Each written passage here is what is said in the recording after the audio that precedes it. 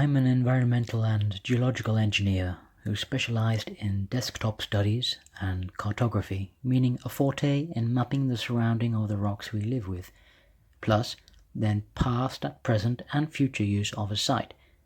When applied to water, the number one necessity of life, humans and beavers dam water to harness its flow and make use of it.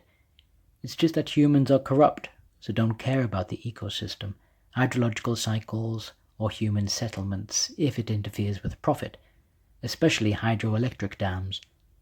One can read the clashes around the world whenever any of our 4 billion people struggle with potable water at least once per month.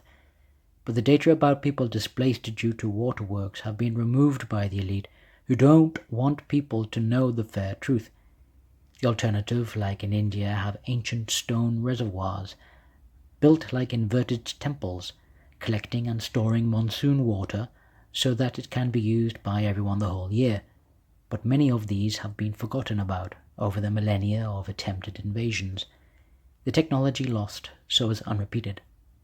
Plus one Delhi River, for example, snaked 60 kilometers in the past 4,000 years, plus another 40 kilometers for its southern tail.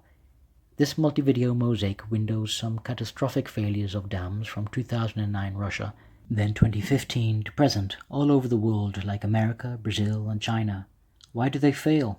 Multiple reasons. The top left showing the aftermath and modelling of just one screw failure, dominoing, one turbine failure, then another, each successive collapse. The mechanical energy involved is monstrous, but is never a match for nature and its natural properties to wear away rock, for its law to reach the sea. Most dams in the world are too old because they were made after World War II, particularly 1950 to 1985, and they only had a lifespan of 50 years.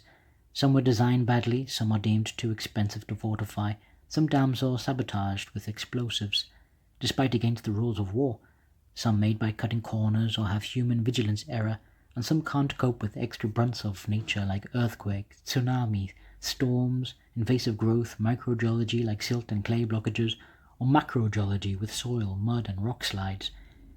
I attached this video to a short about the Malana dam gate failure. It caused the loss of 40 lives at least. The worst known was China in 1975, with 171,000 lives lost and 11 million homes destroyed. You can see a Chinese dam breach and a slow engineering vehicle blocking the escape of 2 workers. Anyway, they all seem to be driving downstream to their ruin. It's like a tree falling. You should run at an angle away from it, not try to outrun its peak. So these people were better to run up the hill at the side of the building. Sirens should wail in every village downstream. Water around the world is misused.